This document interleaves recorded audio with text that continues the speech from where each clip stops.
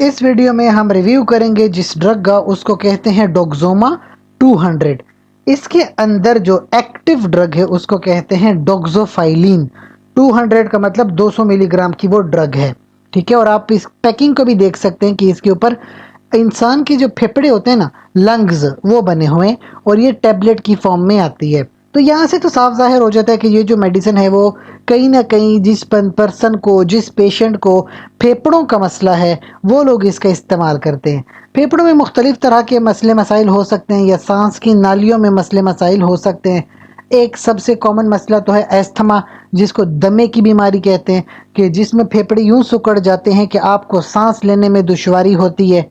एक और बीमारी का जिक्र करूं, chronic obstructive pulmonary disease, PCOPD कहते हैं। उसमें भी फेफड़े यूं सिकुड़ जाते हैं कि आपके कहीं ना कहीं सांस की नालियों में रुकावट पैदा होती है, जिसकी वजह से आप प्रॉपर तरीके से एक पूरा सांस अंदर नहीं ले पाते।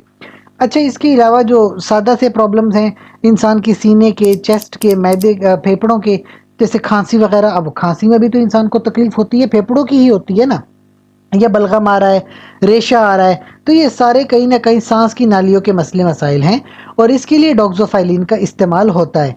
अब ऐसा क्या करती है मेडिसिन के लोगों के जो है मसले ठीक हो जाते हैं फेफड़ों के? मैं आपको इसका तर्ज अमल समझाता हूँ। क्या होता है कि जब आप ये मेडिसिन लेते हैं ना, इसकी वजह से जो आपकी सांस की नालियां होती हैं वो खुल जाती हैं।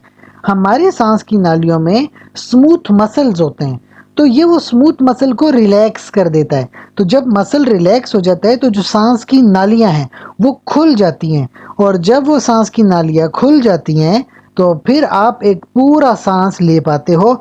और जो आपकी शॉर्टनेस ऑफ ब्रेथ है, जो आपकी सांस छोटा छोटा हो रहा था, या आपके सांस से जो एक सीटी सी आवाज़ आ रही थी, जो आपको कंजेस्शन फील हो रही थी, आपका सीना बहुत जकड़ गया था, वो आपको वो तकलीफ ख़त्म हो जाती है और आप बआसानी एक पूरा सांस ले पाते हो, जिसकी वजह से आपके ब्लड में भी पूरी ऑक्सीजन जाएगी और आपका जिस्म थोड़ा तरोताज़ा महसूस करता है। तो इसके लिए इस्तेमाल होती है। कुछ लोग सवाल पूछते हैं कि क्या ये खांसी के लिए इस्तेमाल हो सकती है? तो इसे ये बिल्कुल बात सही है कि अगर आपकी सांस की नालियाँ खुल गई हैं, रेशा वहाँ से ख़त्म हो गया, तो फिर आपकी खांसी की तकलीफ भी ख़त्म हो जाती है। वैसे तो इसकी 200 मिलीग्राम इसकी डोज होती है ना। अच्छा, क्या 400 मिलीग्राम की डोज सेफ है कि नहीं है? तो उसके लिए कहा जाता है कि अगर तो आपको कोई दिल का प्रॉब्लम है, कभी ब्लड प्रेशर आपका लो होता था या पहले कभी आपको हार्ट अटैक हो चुका है, तो इतनी हाई डोज लेने की ज़रूरत नहीं है। 200 मिलीग्राम की डोज आपके लिए बहुत होती है। इसके अलावा और भी मार्केट में मेडिसिन आती हैं। साल्ब्यूटामोल भी आती है, जिसको वेंटोलिन के नाम से जाना जाता है, वो भी बहुत फेमस है। लेकिन इस वक्त हम बात करें डोक्सोमा की, जो कि टैबलेट की फॉर्म में आती है और वो भी बहुत बेहतरीन प्रोडक्ट है। अच्छा, प्रेगनेंसी के हवाले से कुछ बातें याद रखें कि प्रेगनेंसी में भी जो आपका यूट्रस होता है उसके स्मूथ मसल होते हैं। तो देखें, इस तरह की मेडिसिन प्रेगनेंसी में नहीं लिया करते। कोई भी मेडिसिन हो, प्रेगनेंसी में पहले अपने गायनाकोलॉजिस्ट से मशवरा करें और फिर कोई भी मेडिसिन गायनाकोलॉजिस्ट के मशवरे के मुताबिक इस्तेमाल करें। हमसे कोई सवाल है तो कमेंट सेक्शन में पूछें। साथ ही गुजारिश करेंगे चैनल को लाइक करें, कमेंट करें, शेयर करें, सब्सक्राइब कर लें। शुक्रिया।